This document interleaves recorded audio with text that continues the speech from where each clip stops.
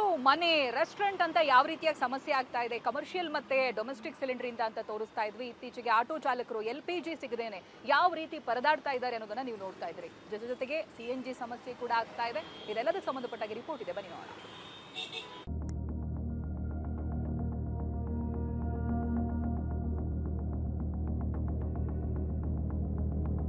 Iran, Israel, America ಯುದ್ಧ ನಮ್ಮ ದೇಶಕ್ಕೆ ಗ್ಯಾಸ್ ಟ್ರಬಲ್ ತಂದಿಟ್ಟಿದೆ.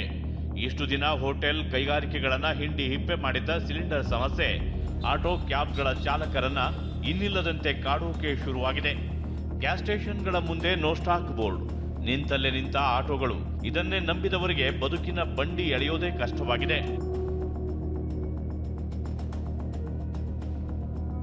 LPG ಆಯಿತು, ಇದೀಗ ಶುರು ಆಯ್ತಾ CNG ಸರದಿ. ಮಧ್ಯಪ್ರಾಚ್ಯದ ಯುದ್ಧದ ಬಿಸಿ ರಾಜಧಾನಿಯ ಕ್ಯಾಬ್ ಚಾಲಕರಿಗೂ ಬಿಸಿ ಮುಟ್ಟಿಸುತ್ತಿದೆ. ಗ್ಯಾಸ್ ಆಟೋ ಚಾಲಕರ ಪರದಾಟ ಒಂದು ಕಡೆ ಆದರೆ, ಇತ್ತ CNG ಅಭಾವವು ತಲೆದೋರುವ ಲಕ್ಷಣಗಳು ಕಾಣುತ್ತಿದೆ.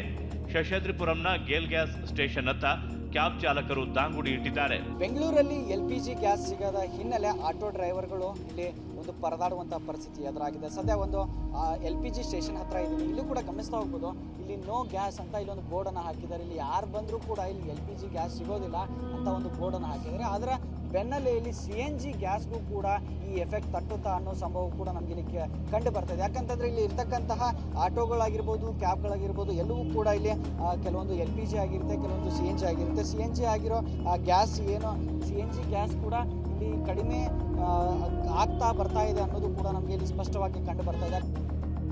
ಕೊರೋನಾ ಸಮಯದಲ್ಲೂ ಇಷ್ಟು ಪರದಾಡಿಲ್ಲ ಚಾಲಕರ ಆಕ್ರೋಶ. ಕೊರೋನಾ ಟೈಮಲ್ಲೂ ಇಂಥ ಸ್ಥಿತಿ ಕೊರೋನಾಲ್ಲೂ ನೋಡಿಲ್ಲ. ಬೆಂಗಳೂರಿನಲ್ಲಿ ಆಟೋ ಗ್ಯಾಸ್ ಸಮಸ್ಯೆ ದಿನದಿಂದ ದಿನಕ್ಕೆ ಹೆಚ್ಚಾಗುತ್ತಲೇ ಇದೆ. ನಗರದ ಆಟೋ ಚಾಲಕರನ್ನ ಕಂಗಾಲಾಗಿಸಿದೆ.